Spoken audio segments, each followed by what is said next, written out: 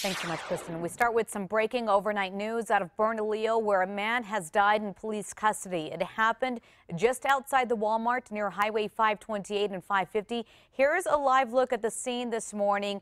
Really completely different scene than what it looked like earlier last night. Bernalillo police say it started after a man crashed into another car around 6 last night. They say the suspect ran toward the Walmart where he got into some scuffles with employees there.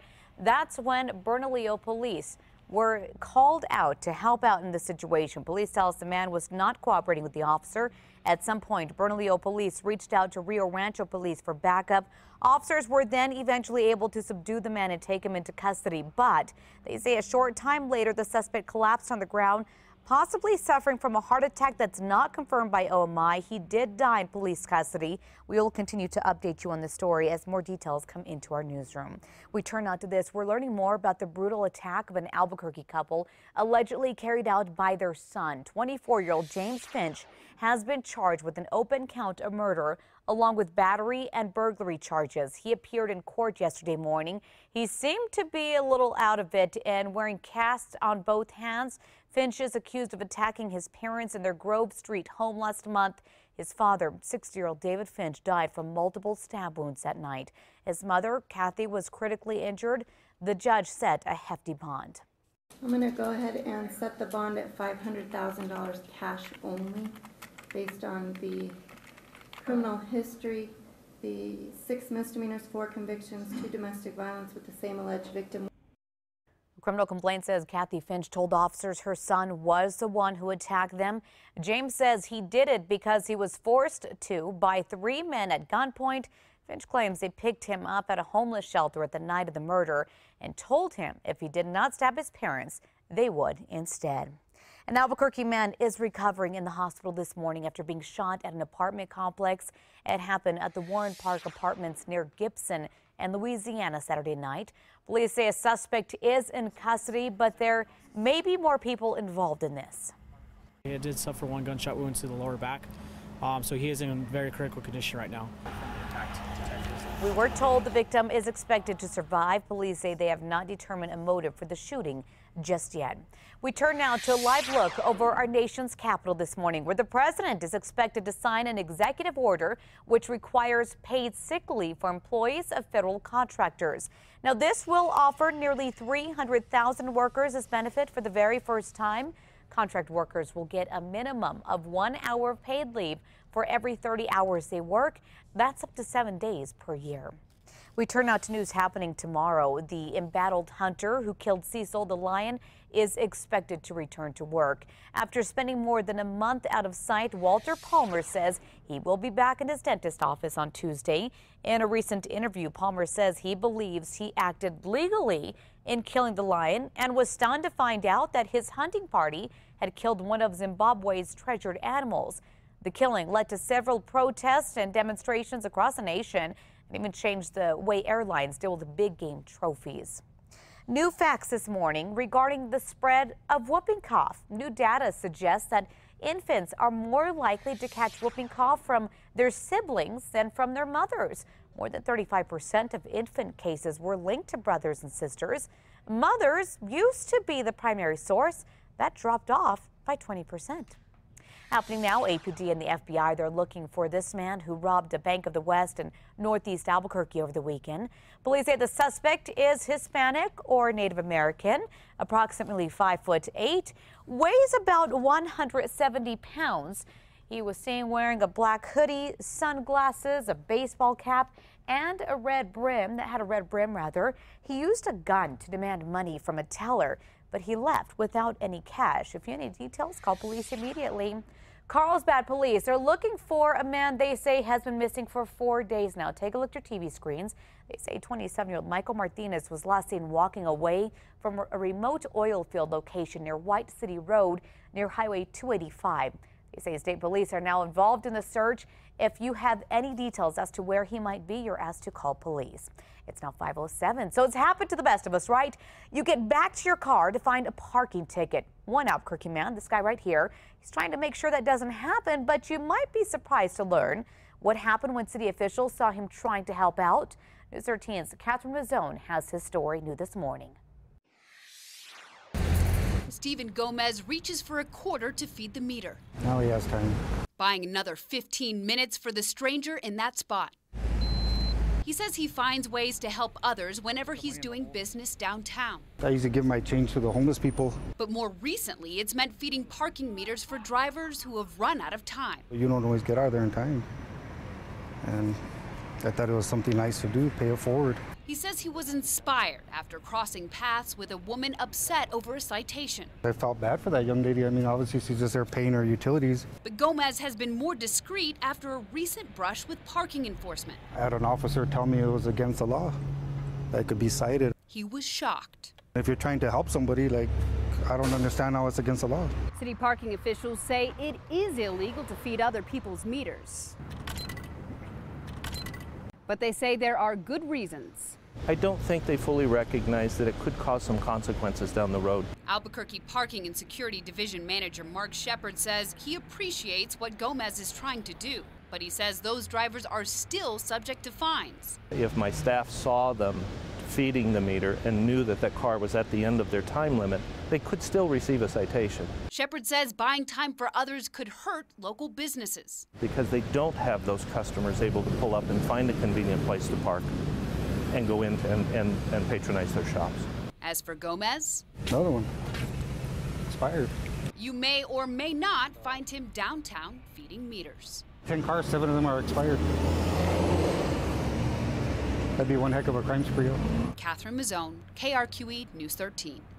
So the time limit for a meter depends on its location. Spots near the university are often shorter than ones downtown. City officials say that's because business owners near UNM asked for shorter limits so they could see more turnover. And we start with some breaking overnight news this morning out of Bernalillo, where a man has died in police custody. It happened just outside the Walmart near Highway 528 and 550. That's where we find News 13's Catherine Mazzone with the very latest. Good morning, Catherine. Good morning, Crystal. It seems as though police have pretty much wrapped up their investigation here. Business as usual in Walmart with shoppers going in and out. Now, it was a very different scene, though, just several hours ago. Bernalillo police say it all started after a man crashed into another car around 6 yesterday evening. They say the suspect then ran towards the Walmart where he got into a scuffle with employees. That's when Bernalillo police were called out. When an officer arrived, police tell us the man would not cooperate. At some point, Bernalillo reached out to Rio Rancho police for backup. Police Chief Tom Romero says officers were then able to subdue the man and take him into custody. But they say a short time later, the suspect collapsed on the ground, suffering from a possible cardiac arrest. He died on scene. The identity of the man has not yet been.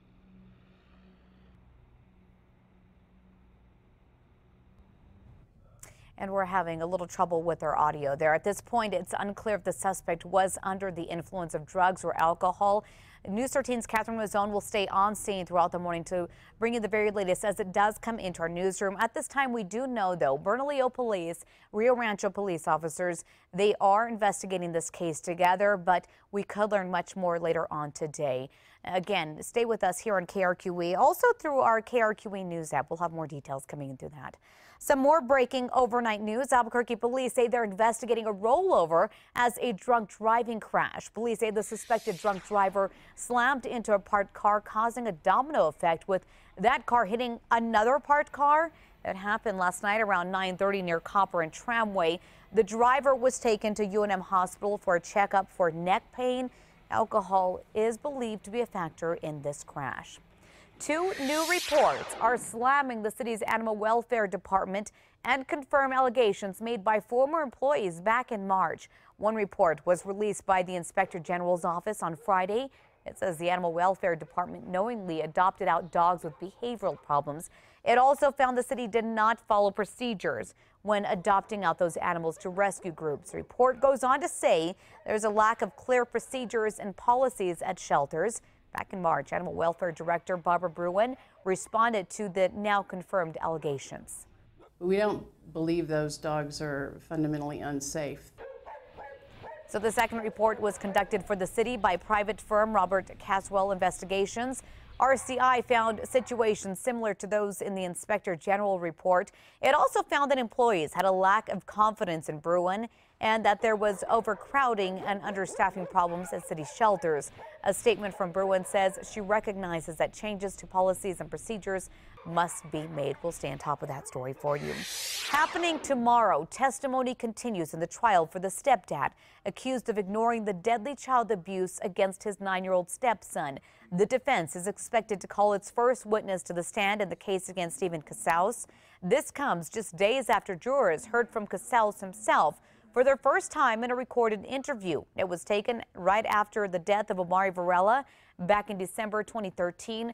Prosecutors argued the boy's mother kicked him to death, and Casaus also played a role in the abuse. In the recorded interview, Casaus eventually admitted he was home, but said he heard the boy and Cynthia Varela Casaus, quote, wrestling. She found out that he was trying to lie to her because he does that a lot. And I just heard my saying, I'm sorry, Mom, I'm sorry, I'll stop, I'll be good. Now, doctors say Omari died of blunt force trauma to his stomach. His mother called police, but doctors testified it was too late with the injury that he had. They testified he had 1 hour to get help. Casaus admits he did not call because he was afraid to get in trouble. He also admitted to doing heroin that same day.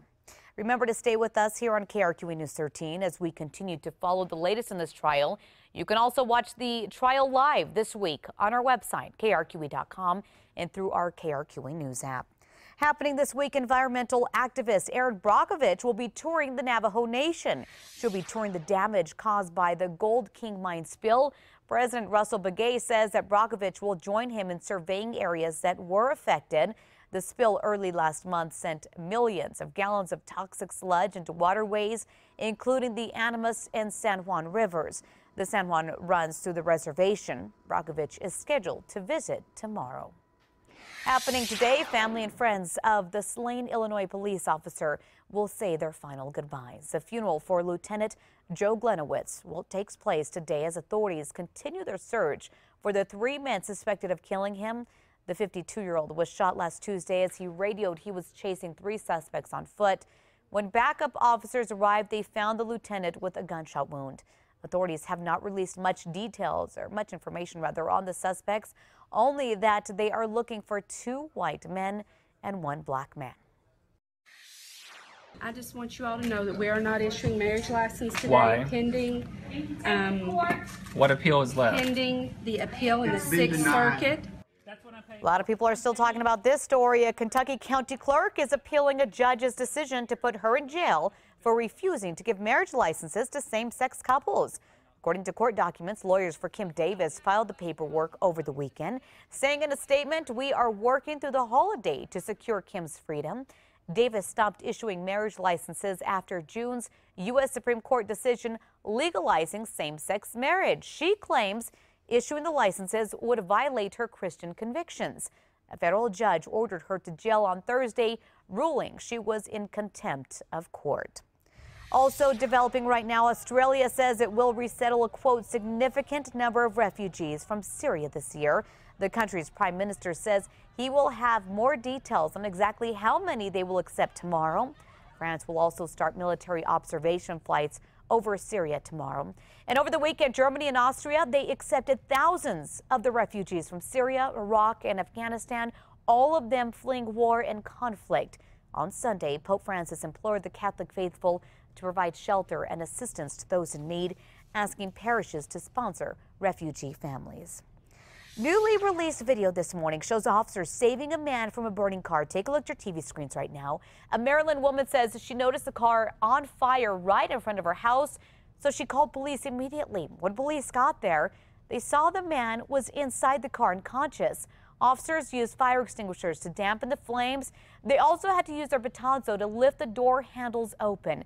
They were able to free the man, get him to safety.